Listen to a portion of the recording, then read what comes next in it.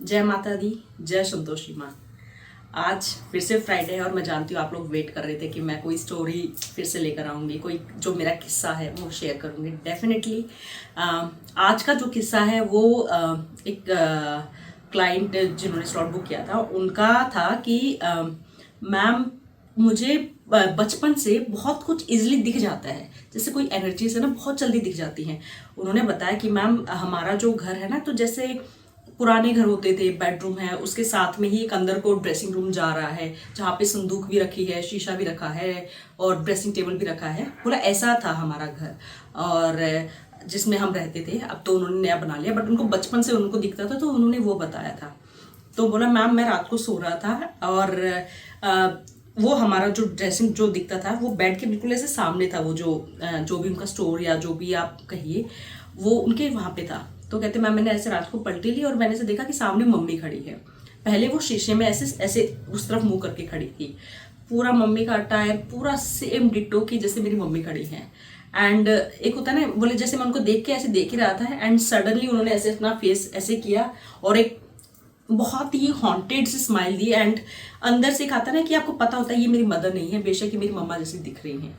तो कहते बस एक जैसे उन्होंने हॉन्टेड स्माइल दी, आंखें अजीब सी थी और कहते मैं बस डर के सो गया। और उसके बाद जैसे ही बोला, जैसे मैंने ऐसे मुंह ऐसे वो किया ना, पलटा अपना मुंह उधर किया, तो देखा मेरी मम्मा मेरे साइड सो रही थी, मेरे साइड में लेटी हुई थी। तो जैसे ही मैंने इस तरफ मुंह किया तो देखा कि मेरी मम्मी ऐसे साइड में सो रही थी। बोला मैम मेरा वो पहला एक्सपीरियंस था।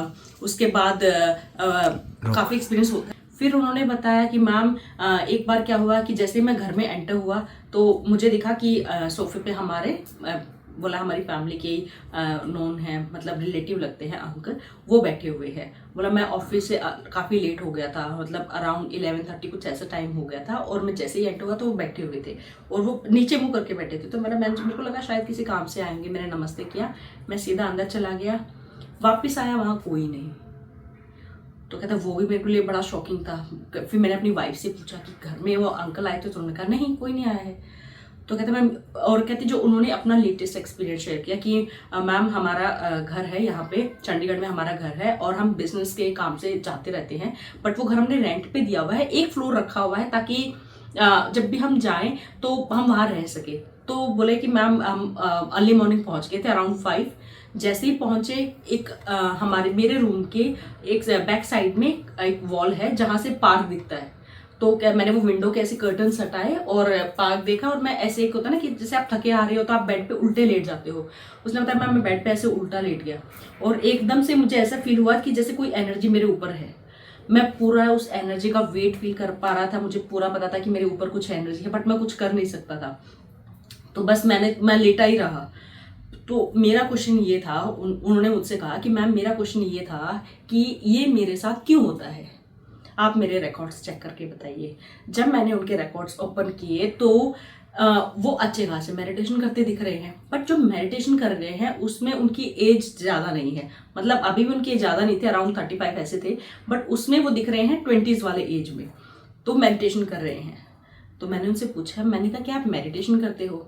तो उन्होंने बताया कि मैम एक फेज था लाइफ का ऐसा जब मैंने मेडिटेशन स्टार्ट कर दिया था, बहुत अलग एक्सपीरियंस हो रहे थे, बहुत अच्छा लग रहा था, बहुत अच्छी लेवल पे मैं एक्सपीरियंसेस कर रहा था, बट उसके बाद मैंने फिर छोड़ दिए थे क्योंकि काम का वो हो गया था और फिर अब टाइम नहीं मिलता, अब नहीं हो पाता है मेडिटेशन वगैरह। तो जब मैंने उनके रिकॉर्ड्स में देखा कि वो मेडिटेशन करते हैं एंड उनके आसपास जो भी एनर्जीज हैं वो उनसे कांटेक्ट करने की वो कर रही हैं, क्योंकि उनका जो ऑरा है वो उन्होंने प्रोटेक्ट नहीं किया है। तो क्या होता है, देखो कुछ लोगों को ना बहुत जल्दी ये दिखने लग जाती है। क्यों होता है ऐसे? क्योंकि जब भी आप ऐसी मेडिटेशन या आप ऐसा कुछ कर रहे हैं, मैं ये नहीं कह रही हूँ कि मेडिटेशन करना खराब है, मैं ये बिल्कुल नहीं कह रही हूँ, मैं ये कह रही हूँ जब आप ऐसा कुछ कर रहे हैं तो आपको अपना ऑरा प्रोटेक्ट करना बहुत ज़रूरी है। मेडिटेशन अगर आप एक करना स्टार्ट कर देते हैं, आप अपने आप को प्योर करने लग जाते हैं। कहीं ना कहीं आपके अंदर, आपकी बातों में, आपकी हर चीज में एक प्योरिटी, आपकी सोच में, हर जगह आपको प्योर कर लिया। ये एक मानिए कि आपने दीवार पे अगर सफेद पेंट कर दिया है ना, वहां पे हल्की सी धूल भी बहुत ज्यादा लगेगी, बहुत ज्यादा दिखेगी। आपको मेंटेन करना पड़ेगा, आपको प्रोटेक्ट करना पड़ेगा। तो मेडिटेशन ये हो जाता है कि अगर आपने खुद को, जैसे घाव है, चोट लग गई है, मान लीजिए मेरी उंगली पे चोट लग गई है, स्किन उतर गई है, वैसे तो ये उंगली पे कभी दर्द कुछ नहीं होगा, लेकिन अगर इसकी स्किन उतर गई है, यानी कि इसकी प्योरेस्ट फॉर्म, जो अंदर की जो प्योर लेयर है वो आ गई है बाहर, तो इस पे ना हल्की सी फूंक भी मारूंगी ना, वो भी इसको हिला देगी, दर्द करेगी।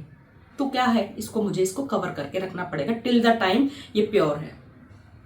तो ऐसे ही होता है, कोई भी जब होता है। अब आप सोच रहे होंगे कि मैम ये बताओ कि इसको हम ऑरा को कैसे वो करें, जो कि मैंने उन्हें भी बताया कि आपको अपना ऑरा प्रोटेक्ट करने की बहुत जरूरत है। आपने मेडिटेशन किया, आपने अपने अंदर एक शक्तियां जागृत कर ली हैं, अपने चक्र एक्टिवेट अच्छे से कर लिए हैं, जो आपके बहुत अच्छी हेल्प कर रहे हैं, लेकिन एक प्रोटेक्ट करना बहुत जरूरी है। ये आप पॉजिटिव एनर्जी से करते हैं। पॉजिटिव एनर्जी, जिस भी देवी देवता की आप पूजा करते हैं, जो भी आपके इष्ट देवता हैं, जिनमें भी आप बिलीव करते हैं, उनके नाम का जाप करिए, उनके मंत्रों का जाप आप कर लीजिए, उनकी चालीसा कर लीजिए।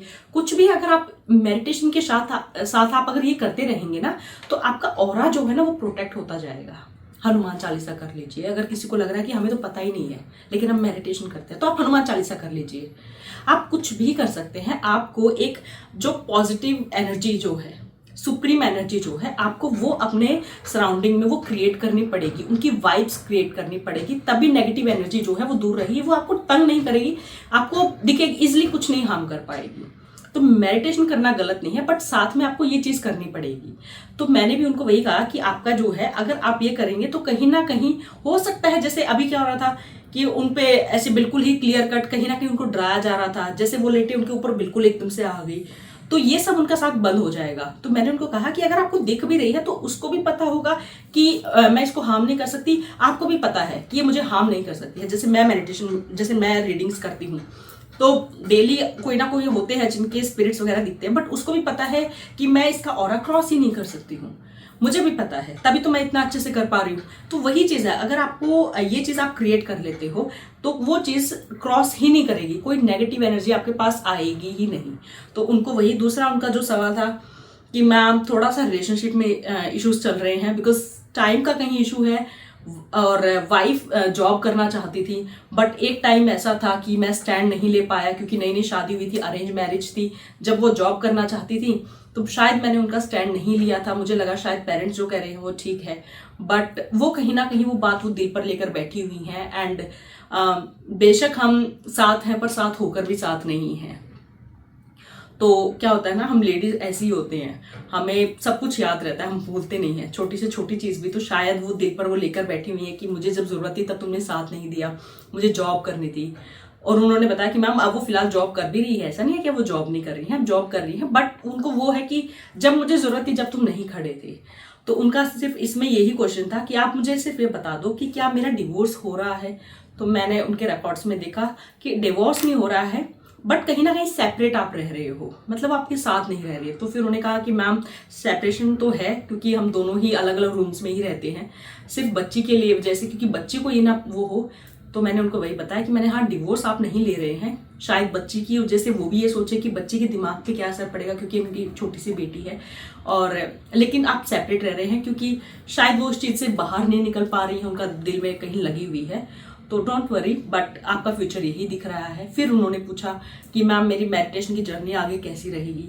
फिर उनके रिकॉर्ड्स में जब देखा तो वो अच्छा मेडिटेशन उसमें जा रहे हैं। कहीं ना कहीं उनकी जो जर्नी है वो अकेले ही है, उनको शायद वो किसी और पर्पस के लिए आए हैं, कुछ और उनको एक्सपीरियंसेस करने हैं, तो उनकी जर्नी जो है वो अकेले ही है, शायद इसलिए उनकी मैरिड लाइफ में भी वही दिख रहा था।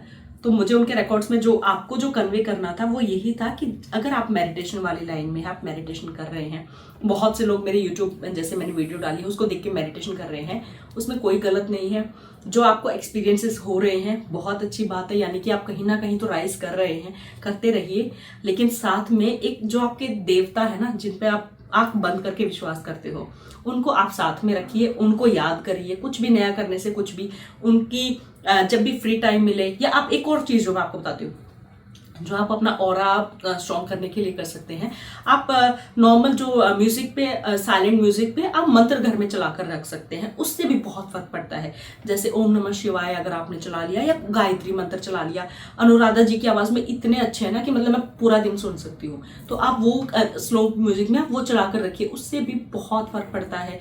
कोई नेगेटिव एनर्जी अगर आपको घर में वैसे भी फील होता है ना कि घर में मन नहीं लगता है, घर में बहुत लड़ाई होती है, घर में नेगेटिव एनर्जीज फील होती हैं, तो आप वो चला कर रखिए, आपके घर की आधी प्रॉब्लम्स खत्म हो जाएंगी। वो भी आपका ऑरा स्ट्रॉन्ग करता है, क्योंकि कहीं ना कहीं वो मंत्र चल रहा है, आपके दिमाग में चल रहा है, आप मन ही मन बोल रहे हैं, और कहीं ना कहीं आप एक सुप्रीम एनर्जी से कनेक्ट हो रहे हैं, और वही आपका ऑरा स्ट्रॉन्ग बनाता है।